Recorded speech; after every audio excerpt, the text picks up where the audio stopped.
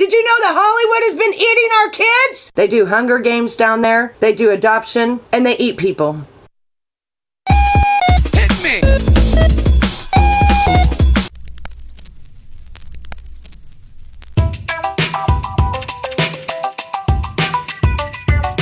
Party at the Church of Scientology. Let me drop some science on Scientology. L. Ron Hubbard's weird sci-fi philosophy. They cloud theology and top secrecy, technology, mythology, and no apology.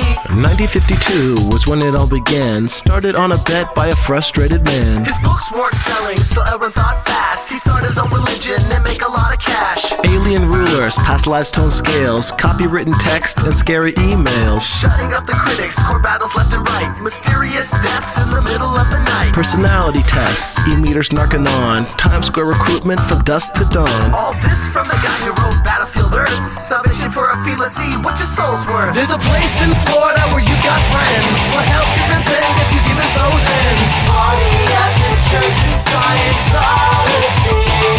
Don't call it a cult, you just don't understand. Write us a check and take our hand. Party at the Church of Scientology.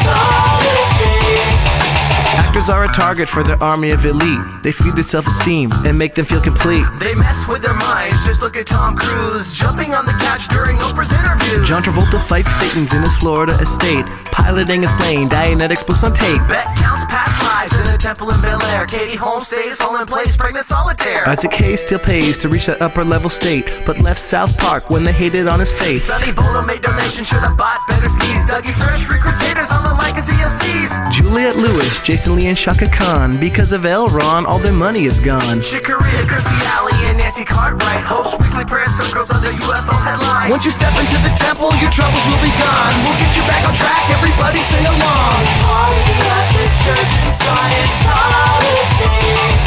Don't listen to the lies, you know they're all untrue. So why not come right down, cause we're waiting for you. Party at the Church of Scientology.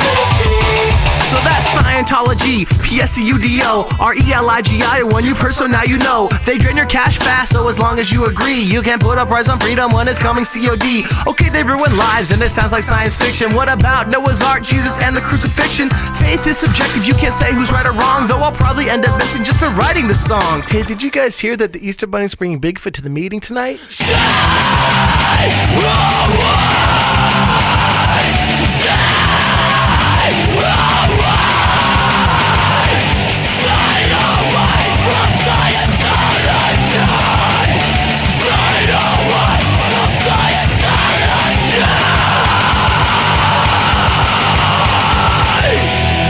Hey everybody, welcome to Cults and the Satanic Panic. We have something a little different for the first hour tonight. We have an interview with Fearful Jesuit of Paranoid Strain. How you doing? Hi, I'm doing well. Thanks for having me. Oh, thanks for coming on. This happened pretty quickly. Usually when I try to get an interview with somebody, it takes weeks or even a couple months to happen. And you're like, no, I want to talk about the Satanic Panic and I want to do it now. And I appreciate your enthusiasm. Well, your timing was excellent because I just got done with what ended up my show is done in half-hour segments every couple of weeks that eventually turn into one big long show when I finish them. So I'm about 20 episodes into what will eventually be like probably a 14, 15 hour single show when I put it out as one piece on the origins of QAnon. And I ended up doing something like 3.5 hours just on the origins and impacts of the Satanic Panic, which to my mind, directly leads into QAnon and a lot of their biggest crazy ideas. Yeah, before we get started, can you tell everybody a little bit about the Paranoid Strain? Oh, sure. So I've been doing this show since about 2017. I happened to launch a conspiracy theory show right as the world went nuts. I'm not sure how I got that timing down, but essentially, I think of my show as a show that explains conspiracy theories and their popularity and the mindset of conspiracy theorists to normal people. So if you've wondered why the guy down the street from you believes such batshit weird stuff, I'm your guy. And so I just sort of take a topic and wring all of the juice out of it over the course of however long that takes, and then move on to the next one. So I did about a year on the history of secret societies, which are really, that's kind of like the basic curriculum for understanding a lot of conspiracy theories. And this year, like I said, I'm doing the origins and impact of QAnon. And I think the next big series, I'm going to do a little bit on music conspiracies like Paul is Dead and that kind of thing, just as a palate cleanser. But then I'm going to do what may be an even longer series on the whole concept of UFOs and like everything that means, that I think I'm calling unidentified objects. But anyway, I'm still cogitating on that. That's going to be the next big one. That's cool. It's my stuff is all like single episode out. You could like pick up one of mine. I think I picked up your podcast. Maybe I caught it like on the third or fourth Satanic Panic episode. And I probably just looked for stuff about the Satanic Panic because I was looking for like other people's takes on it. And I think I just looked it up on Spotify and found it. I don't think I was like recommended by anybody. We got a fan already of yours in our chat. Chat. Mercer B is like, Paranoid Strain is really good. I can recommend. Oh, thanks. That's very kind. So, so my show is anything but live and anything but spontaneous. I do a lot of research. The whole thing is scripted. Like I've got a Google Doc right now that is all of the QAnon shows, which is around 186 pages. It's just a rolling document that I add to as I create new shows. I realized when I started the show that a lot of podcasts are middle-aged white guys showing you how smart they are. And I definitely plan to do that with my show. So I figured they would be smart if I had someone else on the show who kind of could take the piss out of me. And so even though the show's scripted, I actually have a very kind friend of mine who is a lady who is known as Dana Unicorn, and who, even though she's reading the lines that I wrote, she's usually trying to puncture some of my more lofty pronouncements and assumptions. So that's sort of the style of the show. It's got its own whole sort of there's a whole sort of menagerie of weird stuff around the show that if you've been a long time listener, you expect. There's like little character drops and things like that occasionally happen. But it's basically a show explaining conspiracy theories.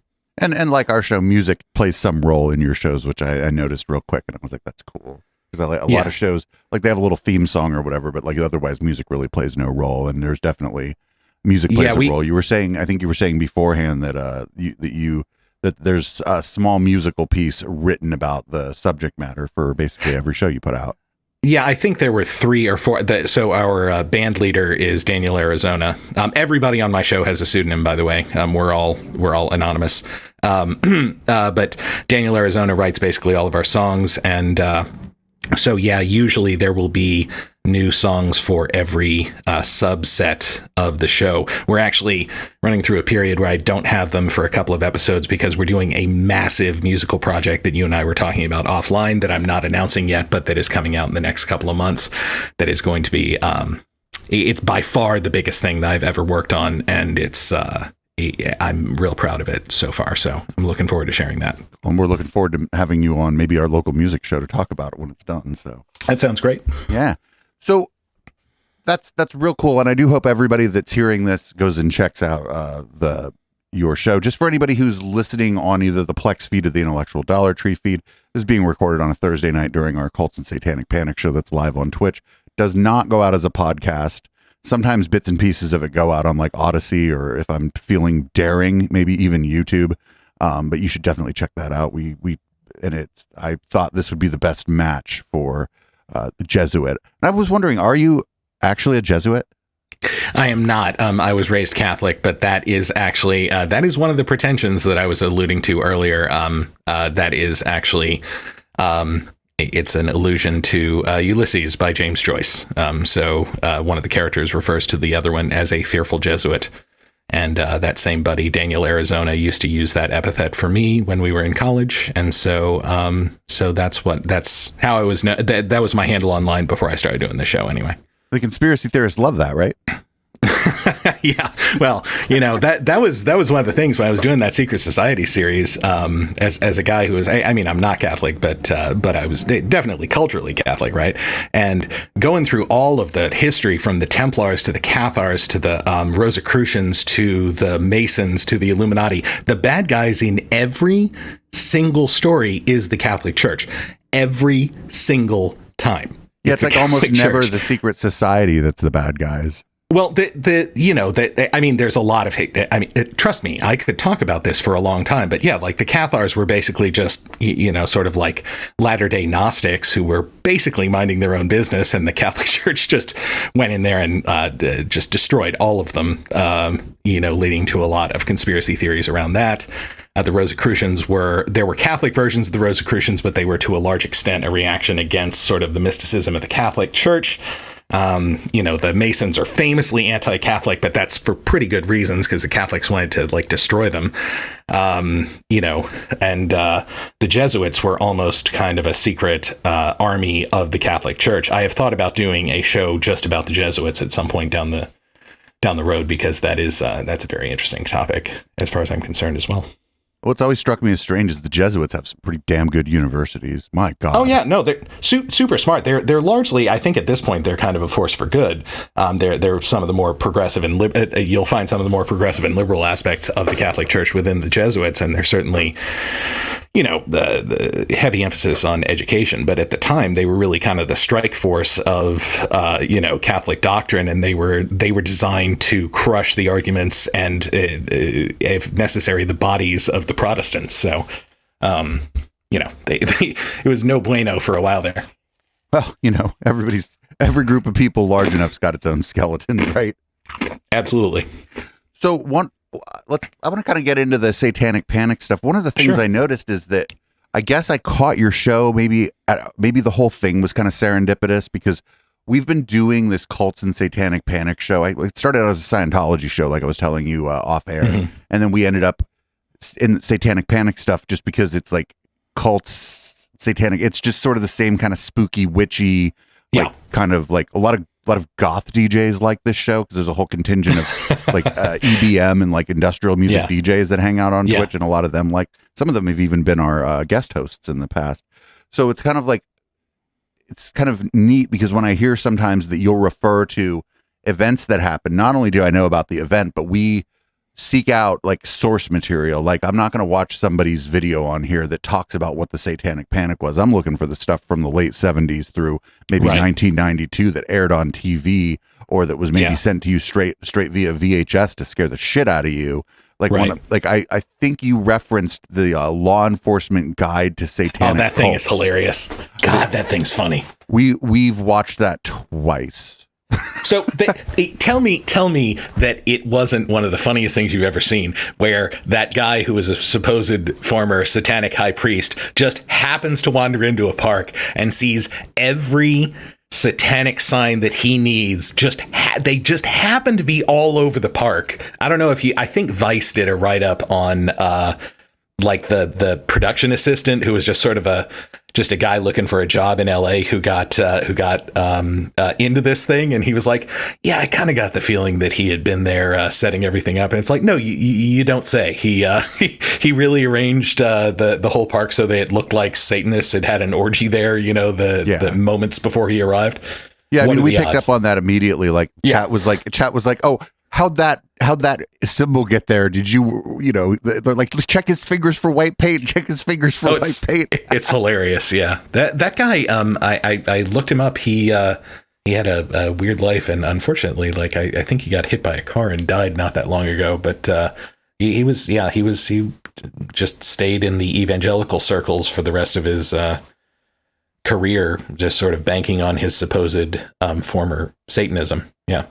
Yeah, I don't want to give away too much, but that was filmed in about San Francisco. You've 100% been to that park that they were in, by the way. Oh yeah. It's at the top of the hill on Dubose, I believe. That's that park. Yeah, mistaken. I believe. Yeah, that was the one that I thought it was. Yeah, it's either that one, or it's maybe when you're going from Market to the Haight at the very top of the hill. There's a park there too, but I think it's the one at the top of Dubose, because I've spent a lot of time there consuming cannabis in my youth. And now I just do it at home like an adult. But yeah, California. There were some other. There were, you of course you couldn't go through that without bringing up the book Michelle Remembers, and we had gone back and watched some of the stuff. The problem with that stuff is I have to absolutely pre-watch it before I air it here on Twitch, because not only does some of the imagery in it maybe run foul of the terms of service here, but there's also just some kinds of energy I don't want to put out there in the world. Yeah. And some of it's gnar. Some of it's pretty gnar.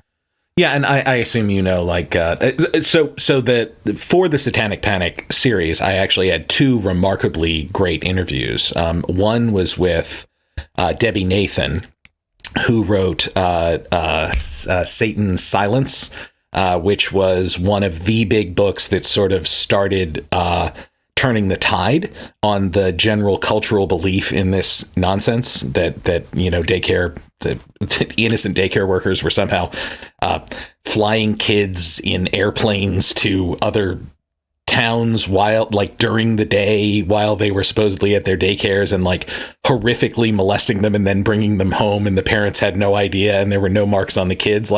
She was one of the first journalists who really started arguing against this, and it was a very sort of perilous position to be in, because all the DAs and everything were like, oh, so you're objectively pro child rape, and she was like, no, how sometimes history doesn't just rhyme, it's the same song.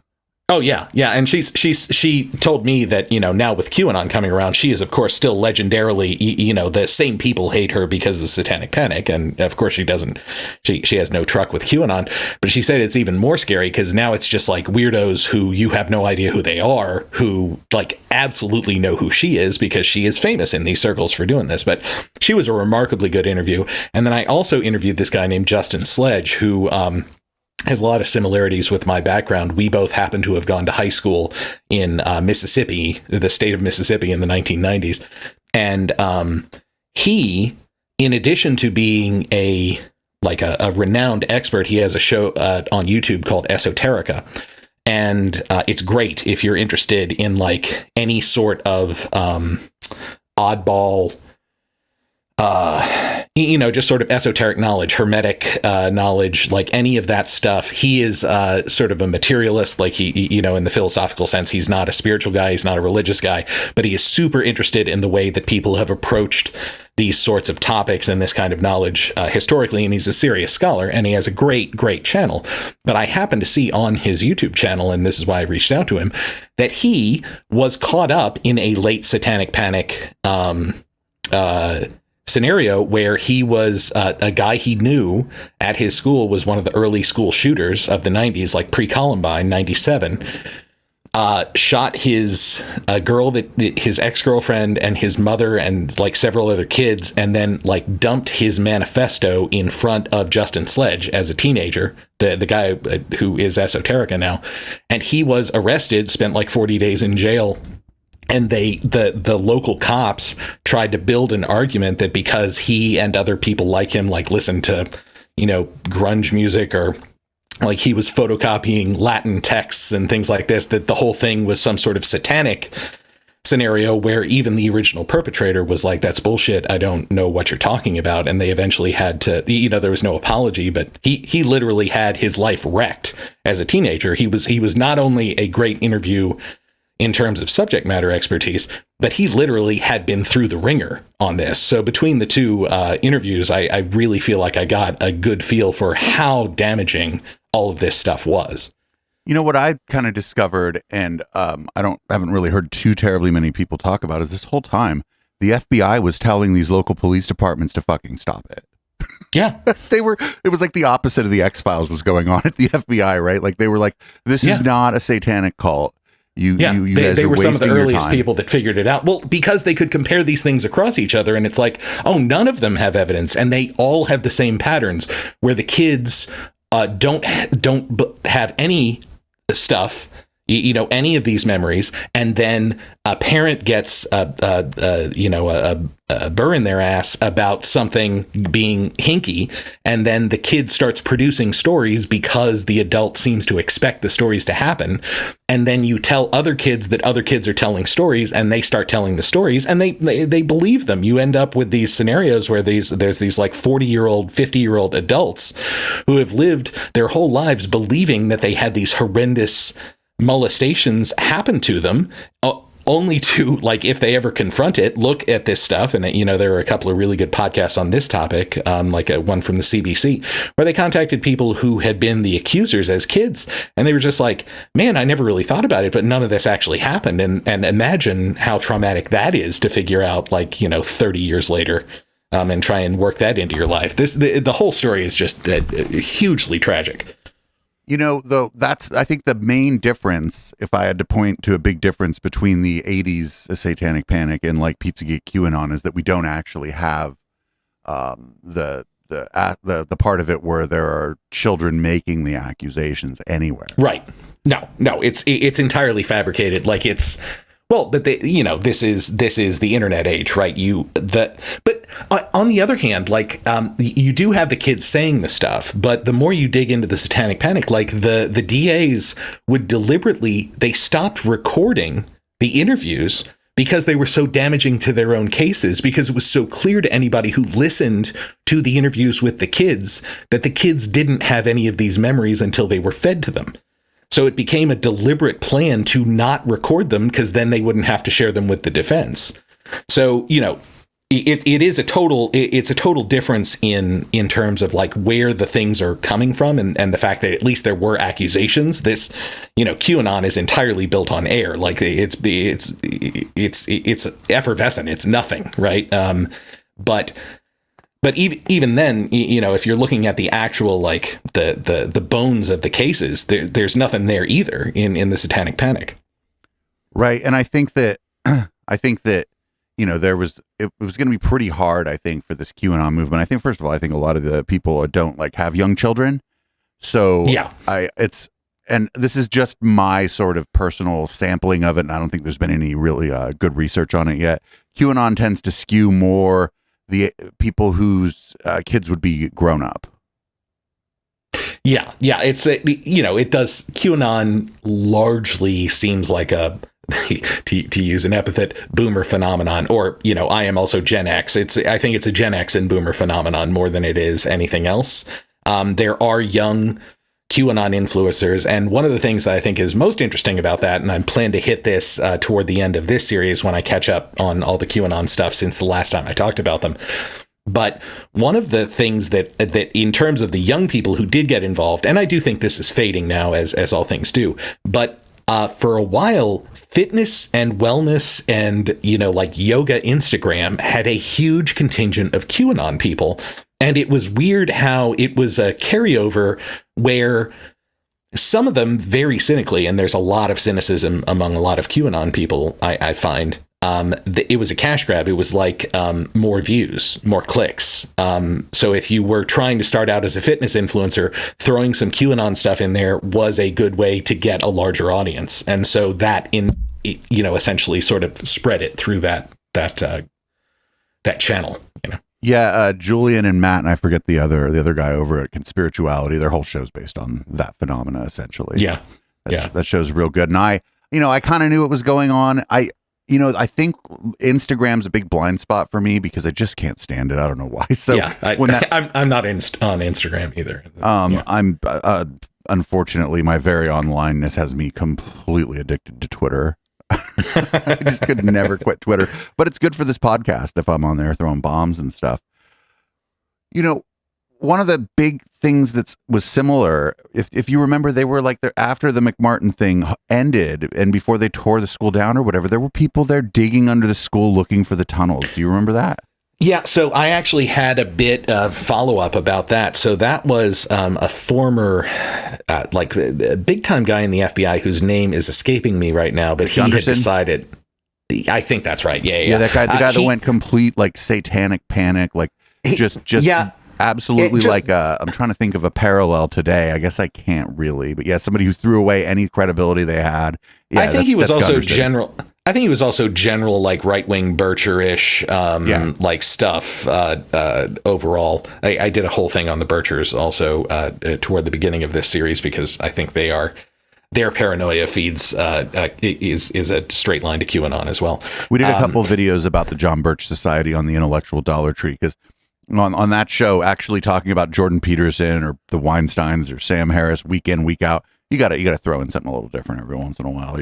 Yeah. Well, they're interesting. Bob Welch, there was a really I interviewed the guy who did the latest biography on that guy. And that was a man who stuck to his guns. Like, say what you will about him. He was not a cynic. He threw basically a large fortune, self-made man type thing. But he threw basically all of his money into promoting the John Birch Society because he really believed it. Like so anyway, a Mike Lindell type figure, sort of. Yeah, I think he was a lot smarter. No, Mike Lindell. I mean, I don't mean in an affect or no, but true believer. Yeah. No, I think that's totally fair. Throwing away, by all indications, throwing away his fortune for something he believes in. Oh yeah, and for Welch, Reagan was not nearly conservative enough because he had. I think it's because he had passed. No fault divorce and abortion stuff when he was governor of California. So he was a non-entity for the Birchers after that. I think Reagan had a gay friend too. Yeah, that's also a big no-no. Also, he was out of the Actors Union. Yeah, right. So sorry. Just circling back to the panic. One of the things that I did want to mention is that if you go back to the very beginning of when I started talking about this, and like I said, I think it ended up being like 6 episodes of the show. The very first one that I talked about was and this is because of my interview with Justin Sledge and then some other stuff. I'm super fascinated by the way that the Old and New Testament actually came into being, having been raised Catholic, and learning how the things actually assembled according to sort of mainstream scholarship. And so I did this whole section that was basically about human sacrifice and how fundamentally this is a fear and an accusation that groups of humans have been throwing at each other since our earliest recorded times. And there's a lot of redactions in the Bible that make it clear that human sacrifice was a totally going concern among those groups out of which the Israelites emerged, and that's why they were throwing so much shade at Baal and all of the Canaanite gods. They wanted human sacrifice, and that's because kind of all of the gods at one time, including maybe Yahweh, were good on human sacrifice, and then later on they became very anti that, and so it was a way to tar your enemies. But then, of course, human sacrifice became part of the accusations against Christians by the Romans because they were accused of. I quoted Bart Ehrman on this, who, if you haven't heard Bart Ehrman, he's a super genius, and I love him. He's a New Testament scholar, a great guy. But he was talking about the Romans accused the early Christians of incest and cannibalism. And the reason is, and if you were raised in any sort of Christian environment, you'll recognize this, they called each other brother and sister and would embrace, like hug each other. They had all of their meetings after, they're working people who were in the early Christian church. And so they could only have their meetings at night. So it was like shady and at night. And then they ate the body and drank the blood of the son. So it was, they accused them of literally eating infants, but it was because they were misunderstanding religious doctrine. And then, of course, the Christians went on to do essentially the same thing to the Jews for thousands of years. Blood libel. And, blood libel. That's what the term blood libel. People. William of Norwich. Yeah, I forget I forget who it was. I think it was like before all this Pizzagate stuff. I hadn't even thought about the idea of blood libel, and I want to say it was Michelle Bachmann accused her opponent of blood libel, but she didn't have any fucking clue what it meant. Yeah, you know what I'm saying? Yes, that actually sounds right. She used the term without having any context for what it meant. Yeah, right. Yeah. She wasn't accusing that person of basically an anti-Semitic conspiracy theory, that has basically fueled every moral panic ever since that conspiracy theory happened, right? Somebody in the chat, by the way, wrote as opposed to blood slander, and I think that's very funny. One of them, Oh, you the know, people here are the great. blood There's libel this is like a real- is written, Oh, go ahead. the blood slander is spoken. No, so blood libel, just in case there's anybody who doesn't know, very briefly, is the accusation that every Easter Jews would secretly kill Christian children because their blood was required in order to make matzah. Which, of course, is a horrific lie. Yes, it's quite bad. Just to be very, very clear, that is a horrible, and a lot of people have died, unfortunately, in violence based on that complete lie. But that same fear, that fear of like children and blood and innocence and, you know, all of that, the darker side of human nature, and that combined with women going into the workforce and having to leave their kids with daycares for the first time en masse, like middle class women having to do that because, you know, there was the 2-earner household starting in the 70s. That directly fed, all of these things fed directly into what eventually became the Satanic Panic. Which is, again, just a long line of blood libel, moral panics. It doesn't need to. I just use that as a catch-all for like when the moral panic is about someone or some shady group, usually ritualistically or because of some, in the QAnon's case, I think they just think it's because of their politics. It's hurting your they kids need them to stay young. Drinking your blood specifically. I used to joke around that Peter Thiel drinks the blood of the young to try to stay young, but I probably shouldn't have done that. That was bad.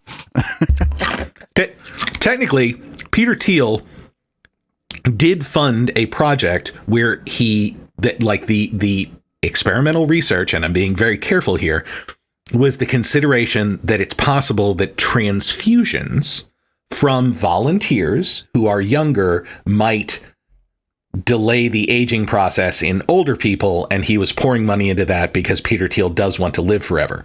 So people have used this to say Peter Thiel is a vampire. That is not accurate, but he is very interested in not dying, and he's got a lot of money to put behind that. Is it okay with you if I just believe that Peter Thiel is a vampire? I mean, I'm totally comfortable with it, honestly. Like, you got to pick your battles.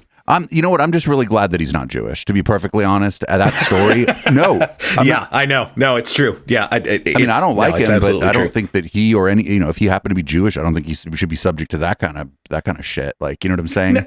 No, and anytime you have anybody that can be slotted into that who also can be slotted into a conspiracy theory who also happens to be Jewish, it's always worse than it is if the person isn't, just because this is Jesuit's maxim of conspiracy theory underpinnings.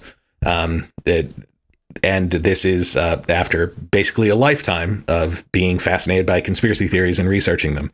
I guarantee you that every large-scale conspiracy theory at some point boils down to blaming one of 3 groups or a mixture of them.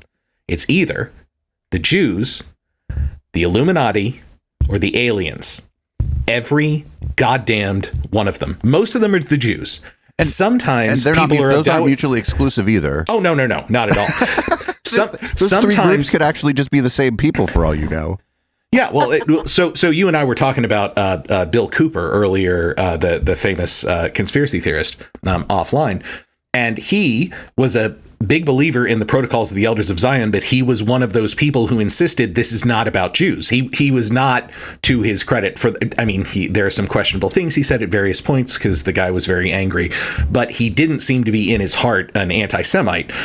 But he did love the first full show I ever really did was on the Protocols of the Elders of Zion. And that is the book that that is the conspiracy book. Like it is the perfect conspiracy theory book, which means that even conspiracy theorists, and they're a smaller number than would be ideal, who aren't anti-Semites, many of them still have to embrace the protocols and say it's not about the Jews, it's about this other group, and it's just been wrongly assigned to the Jews, because it is such a perfect encapsulation of the conspiracist mindset that they can't not use it. Like, if you're a conspiracy theorist and you think that way, this is a perfect distillation of what you think is going on, whoever you want to blame it on. And it's usually the Jews. It's usually the Jews. Do you know about... There's this guy named Stephen D. Kelly. Did you come across him in any of your looking into QAnon? I'm trying to think. The name sounds vaguely familiar, but he does a thing called Truth Cat Radio, but he's the big proponent of the idea that there are tunnels under the Getty Museum.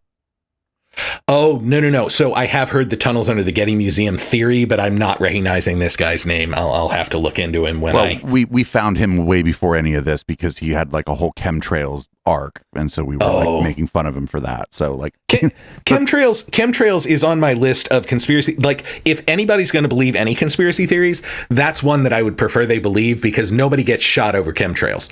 You would think so. Well, I don't know of anyone who's gotten shot over chemtrails. Literally people attacked meteorologists. Oh, Jesus. Sorry, I didn't turn those up during my research, but of course I should have thought that. You really want a downer view on the chemtrails scene. You should have me on your show to talk about chemtrails. We've been following this cast of characters for a long time with them, and you would think that they wouldn't be dangerous, but the problem is there's it's like a limited audience, and it's a big clout chase for the people who are creating the content. And so in that case, as is always the case, they just all keep upping the ante. And so a lot of them got sucked up into QAnon. And I think chemtrails sometimes is the top of the funnel, actually. Do you know what I'm saying? It's that makes sense. Like for a long time, at least, JFK assassination theories, which many totally reasonable people believe JFK assassination conspiracies. I do not believe any, and I believe Oswald shot him with 3 shots from a book depository. And in case you're wondering why I think that, there's a 3.5-hour show in my feed that explains it in excruciating detail. So, but I've seen the X-Files. I know it was the smoking man. Of course, it was the cigarette smoking man. As far as chemtrails go, I put my show out back in 2018, and I bet that since then, with the sort of, militarization of all other conspiracy theories, it probably has gotten a lot, harsher than it was back when I looked at it. So that's been our main, it's been our pet conspiracy theory. And I think it's because the people in that movement are pretty good rattles. It's like, if they hear you're talking about them, they'll immediately do a video about you. And I like that. I'm here for that. But, sure. What actually happened was right around the time that QAnon showed up, the chemtrails movement sort of died out. I think that QAnon, the content creators weren't able to get enough views or, people to join their Patreon. And so they kind of stopped making any money at it. And I think Q just kind of sucked up all the oxygen in the room. And now that Q's kind of dying out, we're noticing 2023 is going to be the year that chemtrails come back. And QAnon is dying out, but that was actually kind of my thesis going into this series on Q, is that, when it is vital, QAnon has a unique ability to eat other conspiracy theories. Like, it can just swallow them whole and make them part of the QAnon. It's like the Borg from Star Trek of conspiracy theories, because it's so eminently flexible, because it's complete horseshit based on absolute nonsense that only you have to be real dumb to think QAnon, the some of the core things that QAnon believes are true. I have consistently said flat Earth is the dumbest possible conspiracy theory, but QAnon is right up there. Like the adrenochrome out of kids, that's just blood libel. You know what I'm saying? Yeah, of course. But so I saw I went down an interesting thread that apparently a lot of them got this whole idea from the film, probably because they probably didn't read the book, of Fear and Loathing in Las Vegas. Yeah. Because that was the mainstream mention of adrenochrome, and that does have the bullshit version where you get it from a scared, person right before they die. But that, of course, was written by Hunter S. Thompson as a sort of satire of, the drug culture and everything else. And anyone who takes that as literal is crazy. I did use as an illustration. Oh, it's fantastic. Terry Gilliam, just an unstoppable machine there for a while. I did illustrate what I believed the QAnon people thought this project was like, using the audio from The Dark Crystal that scared the shit out of me when I was a kid, when the evil Skeksis guys suck all the life force out of that little innocent podling guy, and it goes into a tube. And even just the audio of that was enough to give me nightmares afterward when because man, you see stuff when you're a kid, it just sticks with you. If anyone else knows what scene I'm talking about and saw it as a kid, that one will fuck you up. Like they're just sucking the life force out of those puppets. It's very upsetting. What movie? I saw this thing called The Secret of Nim when I was a child, and it traumatized me. Did you ever see that? Oh, that one's also terrifying, yeah. I don't know why they showed that shit to children. The big mean rat fighting with the sword, yeah, that scared the hell out of me. Well, you and I seem like we might be similar ages. So. Yeah, we probably are. And it was just the darkest fucking movie I've ever seen. Oh, yeah. Anyway, I wanted to kind of get to, like, you know how we were saying that QAnon is sort of dying, and maybe I kind of glossed over my view on that because people in chat they're being nice tonight because there's a guest here, but I don't mean that it's gone. In fact, I kind of think that it kind of splashed out over society in a way, so it's not as deep anymore, and people don't have to believe in like all of the weird esoteric lore, and some of the core ideas of it now are so far disconnected from what was written on 4chan by whoever the hell wrote it on 4chan. And now it's manifesting itself, unfortunately, in yet another moral panic. And this time, not this time, again, it's about people like me, queer people. Yeah. Yeah. Well, so yeah, they have clearly just kind of rolled all of the angst of QAnon into this sort of culturally conservative, anti-quote woke, and then of course trans panic scenario that is driving right-wing politics right now. But it is also surprising to me the farther you dig into the most pro-Trump reactionary evangelical folks, the more you find truly doctrinaire Q stuff still very much out there. Like you have people, I mean, some of those folks not only believe Q, but also essentially they're on the verge of declaring Trump like the Messiah. We're getting to a point of literal, like, Christians from their own perspective, it's like idolatry at some point. Like they have they have crossed some sort of Rubicon in their minds with the sort of Trump worship. And by the way, the other thing that seems to have jumped the QAnon shark also is the idea that JFK Jr., who is so weirdly integral to a lot of QAnon theorizing, is the idea that he's alive and working with Trump is in crazy MAGA outside of QAnon now. Like, it has made some sort of leap so that it is like present consistently among the sort of like the Looney Tunes groups. And it's so crazy because that guy was like old money, very liberal. That guy probably fucking hated Donald Trump. Oh, of course he did. I don't know. I don't know if there was beef or whatever, but that guy, like, his magazine was for like liberal, forward thinking men. There was already pro-gay stuff in his magazine. Yeah. Like, there were gay people in his social. That guy would have hated Donald Trump. Oh, of course. Yeah. But so this tells you a lot about who the ideal target QAnon viewer is, right? It's a person who, when they were a kid, looked up to John Kennedy. So that makes that person a certain age, right? Right. You're basically talking boomers there, and then who have become extremely conservative in their later age and are therefore recasting the legacy of the liberal, president that they loved in their youth with this imagined, reincarnated version of his very handsome son, who somehow has adopted all of the same prejudices and political viewpoints that they themselves have over the course of their decades of getting more conservative. Like, it's a really weird scenario. I'm not going to lie to you. I think it's delicious. Like, I'm here for it. I'm here for it too. I just lap this stuff up. I don't know what's wrong with me, but you do your shows about Scientology. Back when I was in college, we ran an independent humor magazine at my university, and I did a cover story on Scientology back when there was no internet, and it was just the books that were coming out, like Clear Blue Sky and some of the early exposés. I've interviewed John Atack, the author of that book. I've interviewed him really? twice. Yeah. He's a great get. If you do Scientology on your show, hit me up. I can I've never quite known whether to think of Scientology as a conspiracy theory or not. It's it's a scam and it's a religion, and those things are certainly not mually exclusive. But the songs about it would be amazing.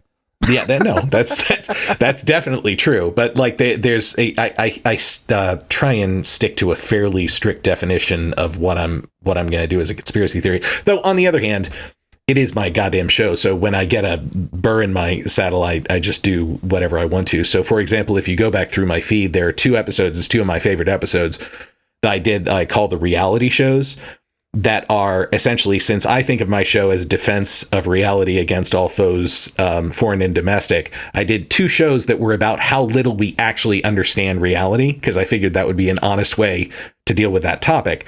And so I did, like, sort of the way that science and philosophy have dug and farther and farther and farther and gotten farther and farther from understanding what reality is at like a basic level. We don't really know.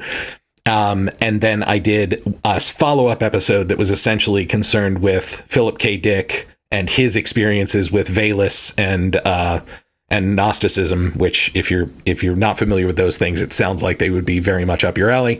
And also just sort of a history of Christian Gnosticism. So those are also in the feed if you want some non-conspiracy theory content from my show. Yeah, and I think that Scientology is just one of my, if you met me at a dinner party, you at some point I would make some crack about Scientology. Like it's just who I am. I find it fascinating. I really do. Like it is super interesting. It and Mormonism, I think, are very, very interesting because to the people who aren't in them, they seem so easy, so absolutely risible, so easy, just like a house of cards that instantly falls apart because they were invented in an era of mass media. And all that shows me is that if you dig far enough into any of the major faiths and you go back to the actual point where they were incepted, I guarantee you they looked pretty ridiculous until they got established, right? Like these. What's that old joke? I think a cult becomes a religion when they kill a few million people and force their beliefs on a few million others. Exactly. Yeah. So let's hope that never happens for Scientology. That's all I'm saying.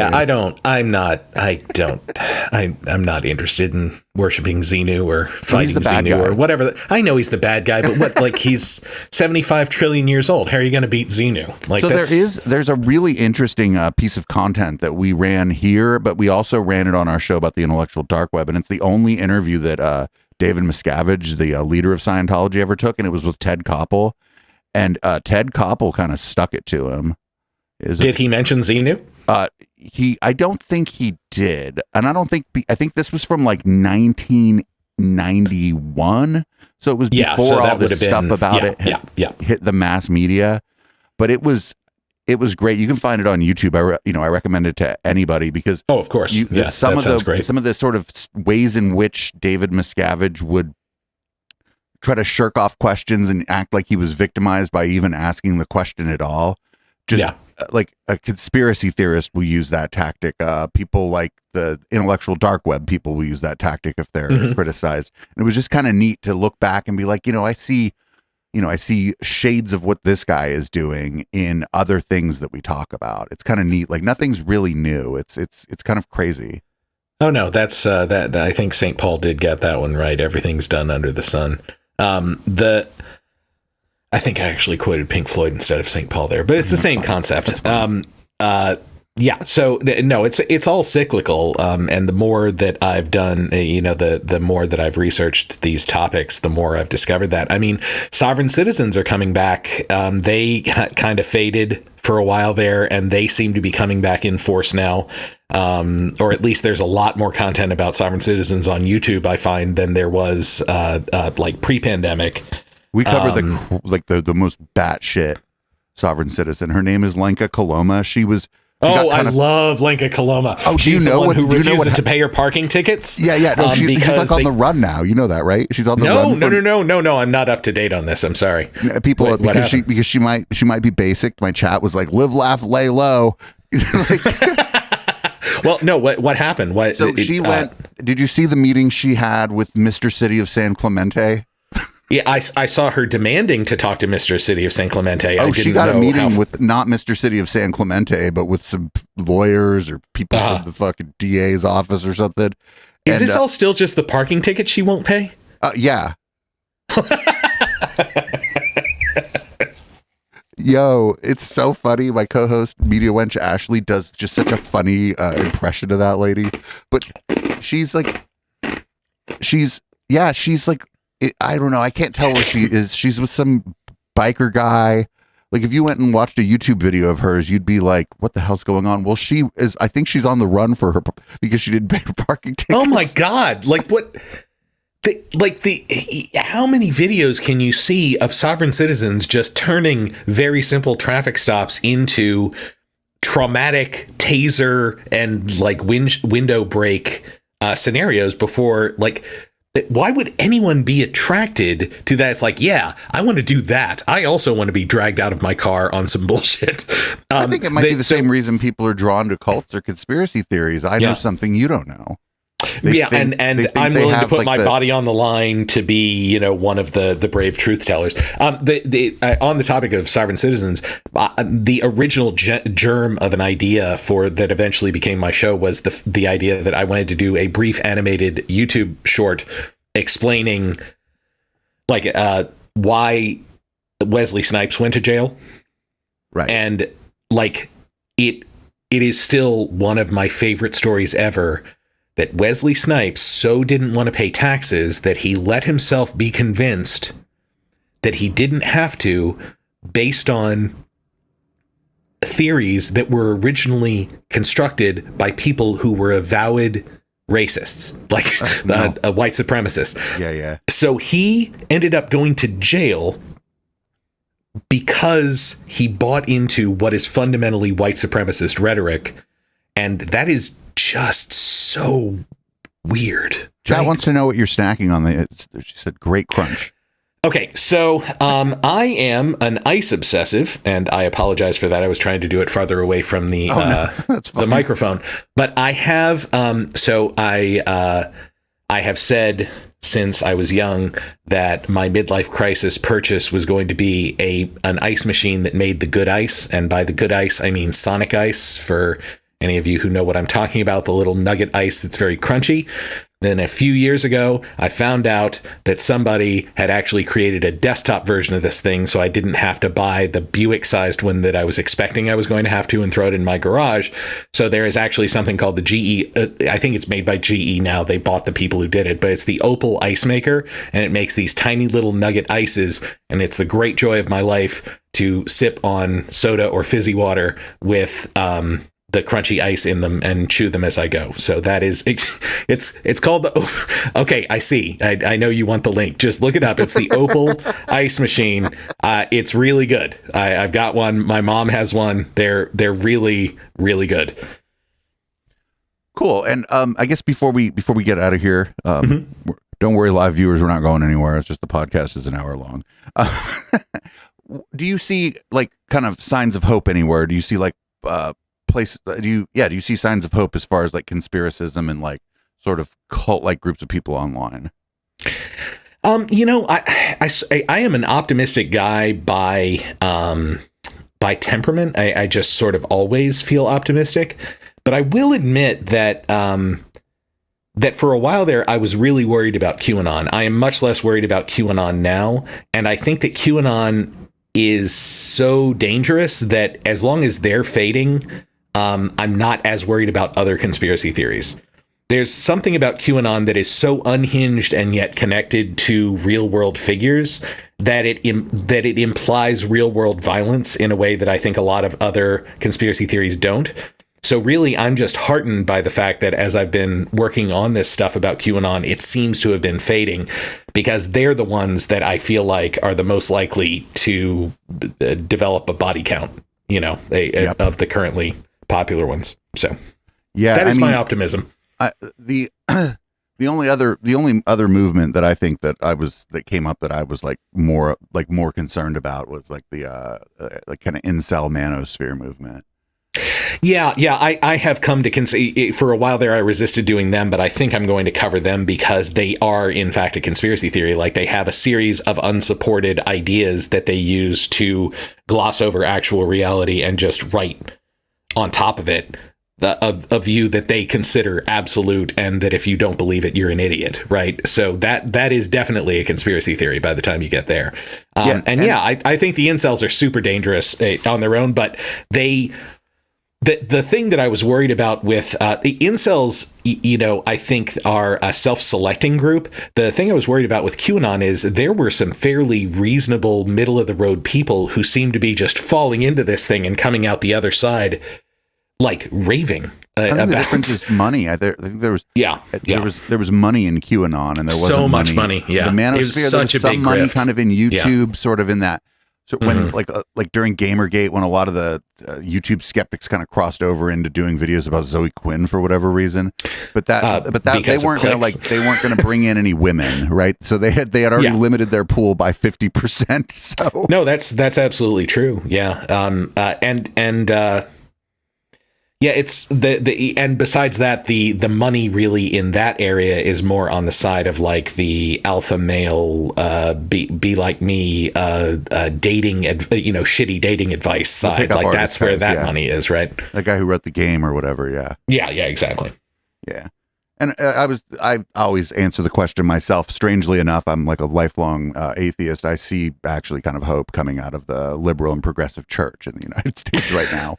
Oh yeah, well, so that's another thing that I think is interesting, because like the mainstream church, which especially sort of the more liberal parts of it, like my parents are liberal Catholic and a liberal Presbyterian, but that is the part of the church that seems to be really dying away in favor of more sort of secular, not necessarily people who would call themselves atheists, like say you or I might, but more.